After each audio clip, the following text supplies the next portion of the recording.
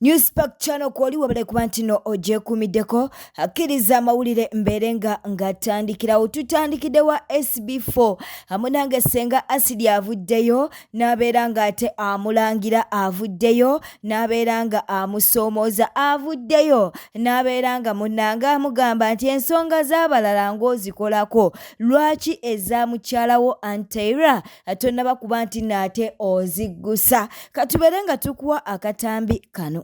Bannange SB4 tugusa ensonga ogusa ensonga naye maama eza mukyalawo nga zikulemeredde okugusa annange yene kirala ani yakutwala nalabyeko fulufiga agamba Nalongo mulenzi bamutwala nga mama Fina ajaganya bitya twabagamba mama Fina zino omuntu ne muwakana. Bwe tweyongerayo tugenzeko ew'omubaka Betty Namboze ow'emukono amunanga avuddeyo n'abeera ntino alumba Pastor Rosias Bugingo lwaki amulumbye nsonga za Pentagoni kkiriza tubeere ng'ate tubikuwa. Tteeka erifuga okusonda ssente Fundraising Act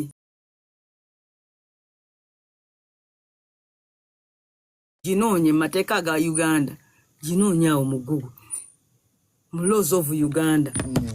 Bw'otusonza ssente ekintu n'otakikola otuyita n'ozituddiza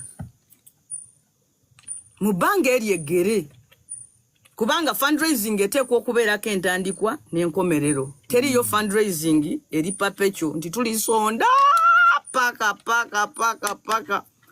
bino ebyokumala osololeza emyaka 10 n'ogaa nti ate nezisima omusingi tewali. Omanyi nti mu Uganda waliwo etteeka erifuga fundraising. Tugendayo. Ambabe abagundi eno gye tusondera mu byalo. Mu kyalo eri wansi.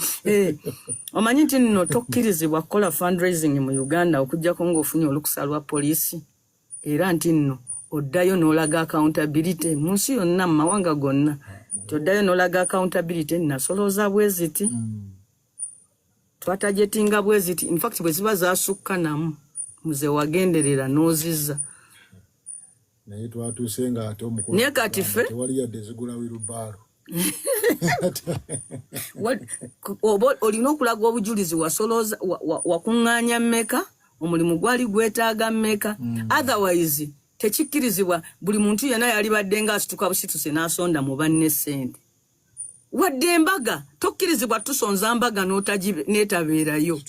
Subscribing and liking ateleka obubaka bwawo mu comment section tugenzeko wa Gravity omutujju bavuddeyo ne babeeranga bamusabula nsonga ki emusabuzisiza munango ne yavuddeyo ku live ya Kabaata nalyoka agamba nti ebizibu ebyamutuukako okuba nti n'ekivulu kye kyamusala akwasa n'okufiirwa maama we nti bimulaze emitima gy'abantu kaakati nno n'abeeranga ate okufa kwa maama we akuteeka ku bantu abamu kino nno kyekiviiriddeko okuba nti nno oba mulumba omu ku abo bavuddeyo ne babeeranga bamutabukira ye yeekolera nabyo katubikuwe.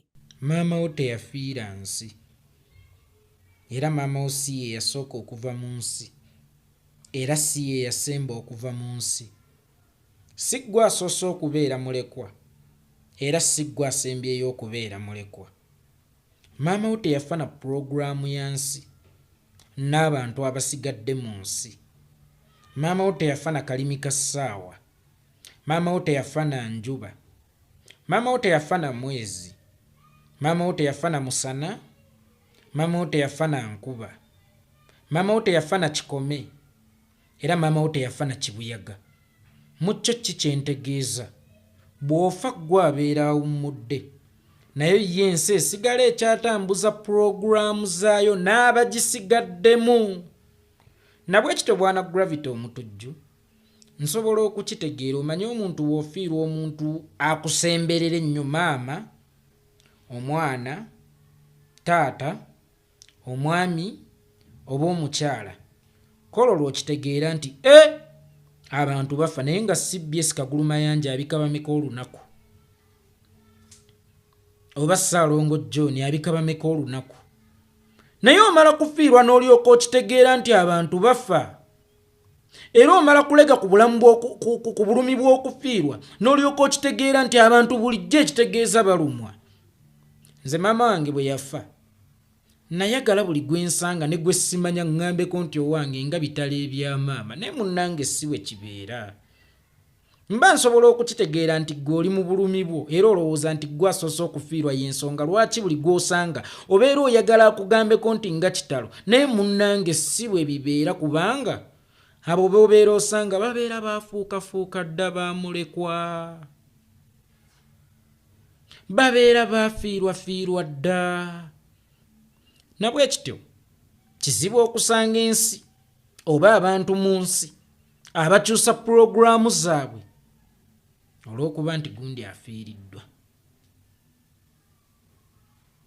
Abamu ku mmwe muba munoonya be mutikka obuvunaanyizibwa ku nfa z'abakadde bammwe nkitegeera by the way manyi ekintu bwe kikugwako ne bwe weekoona akagere waakiri okwata ekikebe n'okikuba ku ttaka kubanga onoonya okunenya n'akubula ne weebuuza nnenyaani ku kwekoona kw'akagere kano kyova osalawo okwate kyonna ky'okutte okikube ku ttaka kubanga onoonya gw'otikka buvunaanyizibwa obwekyo ekikutuuseeko kakati naawe oba osanga onoonya gw'otikka buvunaanyizibwa olw'okufa kw'omukadde maama naye si saha ebyo yali ku mazzi ng'avuba maama afudde ye yali ku mazzi ng'avuba Pawulo lwe yafa nze nalowooza ensi egenda kukyuka ensi egenda kunyinyibala kubanga buli gwe nayitangako ng'akaaba naye neewuunya okulaba abakutte enkumbi nga bagenda kulima nga Pawulo afudde neewuunya abakeera okgenda mu butale okusuubula era nga bulijjo nga Pawulo afudde emmotoka ezaaleetanga amatooke e Kampala ne ku olwo gaazireeta zaagaleeta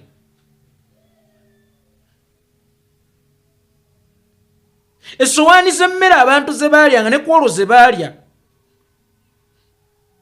abafumba restaurant ne ku olwo baakola kitegeeza ye ensi esigala etambula ate ye gwe amanya nti ofiiriddwa naye ensi ng'ensi yo tesobola kumanya nti ofiiriddwa kubanga tezimeezaamu na budde kutulaga nti mu nsi mulimu ekiguddemu nabwe ekito mwami Gravity omutujju ye ensi esigala etambula ne wakati mu kufiirwa era omuntu bw'afa y'aba awummudde so si nsi kuwummula. Ensonga za Busoga tezinaggwa Lumbuye akyagenda mu maaso n'okuba nti nno munnange aziremerako n'okulabula Abasoga. Twagala tuleme kuba nti no tuziyingiramu katukuwe Fred Lumbuye abeere nti nate byonna abikunnyonnyola. Bw'abamu munnange e Busoga mbu Banyarwanda lwaki tetumukuwa?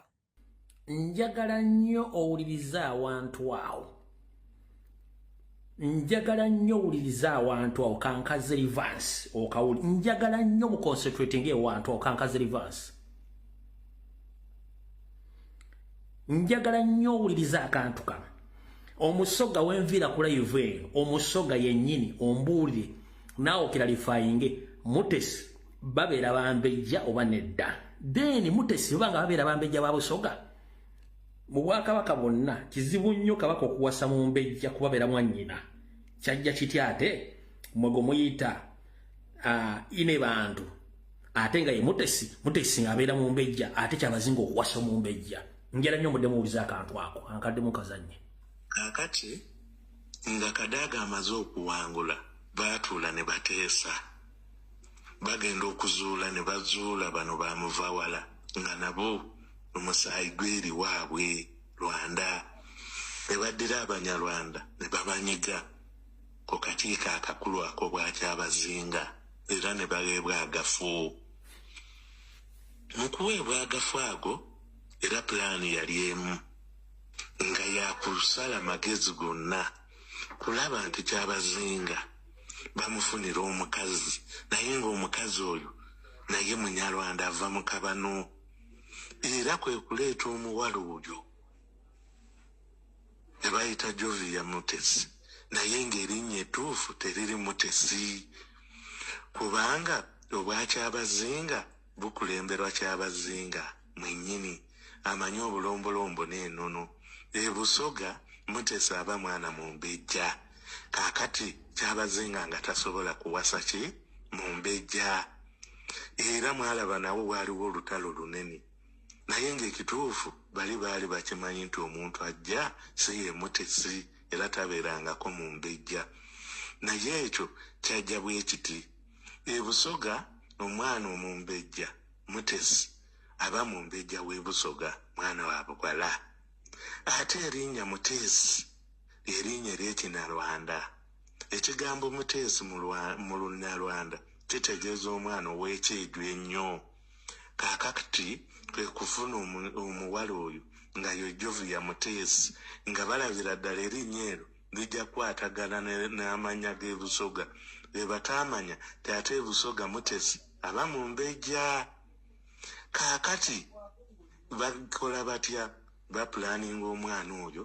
yasooka kuba mukyala waani wa Muhoozi era n'amufunisa olubuto era kyova olaba embaga yali ku high yali ku speed yayiriiri nga bamaze okitegeera nti ono yamaze omufunisiza olubuto alina okujja mu lubiri ng'olubuto terunalabika Abasoga kye mutaategeera kaakati mmwe bukyanga mubeerawo mu Uganda mwali mulabyeko Muhoozi omukolo gwagendako ogw'ebuwangwa era ente zonna ze yawa obwakyabazinga okuwa abagole yali abayita atya n'esente ze yawaayo n'okwesitula kwe yeesitula n'enkuba n'entonya empitirivu naye ng'anywereddewo yali ku minsoni kye mutaamanya Abasoga era mulekeraawo omuntu abayambye okujja ate mmwe ne musitula olutalo musooke munoonyerezenga ensonga ziva ku ki wadde nga Hildaman wa Nuupu naye ate aba Nuupu bennyini be bali mu kuba nti nno bamusabula twagala tubeere ng'ate twegatta ku pengepenge. Bobi Wine ye musajja akuwa omugwa ne weetuga wekka akuteeka mu trustee n'agikuwa naye ng'akulekeddeyo eriiso erigamba kankulabi mwamala dde okukwata mu kye bayita amatoomi mwe kennyini mwe mwalina okwejja we mweteeka tabateekangawo Bobi Wine era y'ensonga ki ye asonga mbere mwakimanyi ne weyandibamme mwandibadde mumukotogera kuba Hildaman pasi watandika ng'otambuza eddabuzo nasoma ne kwe mudidi namuyamba ng'emakerere kati nakati muyambe n'ekino kyonna nakyo nabagambye ekyanjye ezimu temujja ziraba leero mujja kuziraba mu maaso eyo nti tuze tulaba ba MP abajja ne babba mu ssente ne bayokya ne babba bubbi naye with time egimu gitandisa okulaba nti bw'ofuna woofiisi nga nnungi ng'ogifunye mikono mirambulu kufa abantu bakutaddeyo nga bakulonze bakutaddemu obwesige don't abuse it. Don't misuse the chance. Nti biyinza obutajja leero ne emiri egirijja Bobi Wine ali mu kitulaga tulifuna ku bakulembeze abali mu ensa omukulembeze asobola kunuunuuta constituency n'agiya ssente n'abeera nga kwegamba ssente zimumalamu tulifuna I believe with Bobi Wine's influence we are yet to see politicians abatali greedy kiyinza obutajja today kiyinza obutajja leero but kirijja ndewooli bagwalaba video eno booli oba toliiwo ojja kulaba ku mukulembeze ng'akola bwezizingiri okulaba ng'asaavinga omuntu we nga we yamusuubiza difference gye mulina n'abayingira mu gundi eyo nga balinamuko ssente ba Bobi ssente ez'abamala kati mutidde zimaze okubawoomera mutidde oba temuziplaningidde oba temuinvestinze bingi oba mubadde mukyalina ozigulolofa ze mwagala ozimba mwagala kudde ekisanja kyakubiri muzizzeeyo ko waggulu kati mufuuse bita naye awo politics nja kukubagamba baganda bange awo twavaawo oyo politics w'okuddaawo osigeka malisi okange Hildaman awo twavaawo bwete tambudde obadde mulabi mulungi alekwekumira ku Newspark channel kankusaba obeere ng'osubscribinga olikinga akwosana okuleka obubaka bwawo mu comment section beera bulungi weeraba.